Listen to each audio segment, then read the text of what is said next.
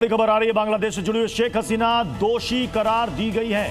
ICT ने शेख हसीना को दोषी करार दिया है। हसीना के अपराध मानवता के खिलाफ हैं। निहत्थे प्रदर्शनकारियों पर हमले करवाई थी शेख हसीना की सरकार ने, यह आईसीटी ने कहा है।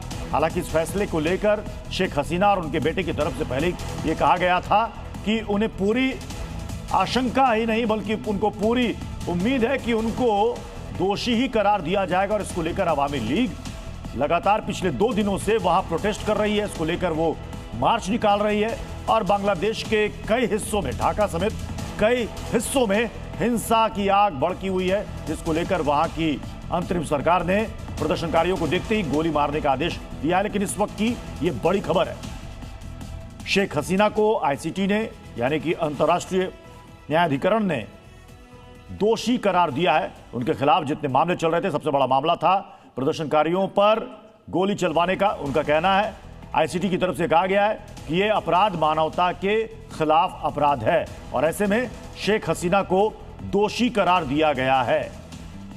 लेकिन इस फैसले से पहले बांग्लादेश जल रहा है। बांग्लादेश के कई हिस्सों में हिंसक प्रदर्शन हो रहे हैं। वहां की अंतरिम सरकार ने पुलिसकर्मियों को और सुरक्षा कर्मियों को आदेश दिया कि जहां भी प्रदर्शनकारी दिखे उनको सीधे गोली मार दे।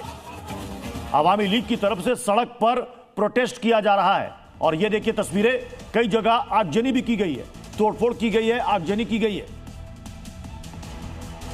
शेख हसीना के बेटे की तरफ से भी यह कहा गया था कि अगर ऐसा कोई फैसला आता है तो इसके खिलाफ सड़कों पर अवामी लीग के कार्यकर्ता और समर्थक उतरेंगे और आने वाले दिनों में जो चुनाव होने वाले हैं, हम उस चुनाव को होने नहीं देंगे।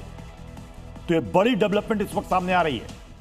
शेख हसीना जिन पर मुकदमे चल रहे थे और अब आईसीटी ने शेख हसीना को दोषी करार दिया है। ये 2 तस्वीरें हम आपको दिखा रहे हैं। एक तरफ ये फैसला आ चुका है जिसमें शेख हसीना, बांग्लादेश की पूर्व प्रधानमंत्री, दोषी करार दी गई हैं। दूसरी तरफ बांग्लादेश में सड़कों पर हिंसा की आग भड़की हुई है। पिछले 3 दिनों से बांग्लादेश में बवाल हो रहा है, हिंसा हो रही है, सड़कों पर तोड़फोड़ और आगजनी हो रही है। कई गाड़ियों को तोड़ा गया, सरकारी संपत्तियों को नुकसान पहुंचाया गया है। हालांकि वहां की अंतरिम सरकार की तरफ से सुरक्षा बल और पुलिस फोर्स को उतारना पड़ा है सड़कों पर और अब प्रदर्शनकारियों को देखते ही गोली मारने का आदेश भी जारी कर दिया गया है।